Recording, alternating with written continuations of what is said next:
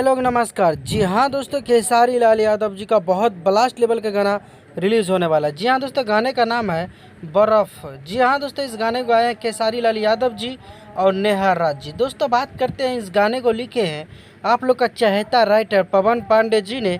अब भाई लोग इस गाने को म्यूजिक से सजाया है पुदीना का म्यूजिक डायरेक्टर यानी कि प्रियांशु सिंह जी ने। तो भाई लोग इस गाने में नजर आएंगे आप लोग का चहेता सुपरस्टार खेसारी लाल यादव जी और कोमल सिंह।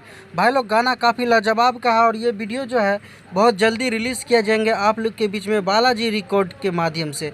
तो भाई लोग इस गाने का पोस्टर को आज आधे घंटा पहले लॉन्च कर दिया गया, यानी आज के दिन इस पोस्टर को लॉन्च किया गया है और बहुत जल्दी आशा करते हैं 2 से 3 दिन के इसका फुल वीडियो देखने को मिलेगा और टीजर 2 से 3 दिन के अंदर में आउट हो जाएगा और देखते हैं फाइनल डेट कब निकल के आता है। तो गाइज आज का वीडियो में बस इतना ही था, मिलते हैं नए अपडेट के साथ, तब तक के लिए bye bye, take care, love you all.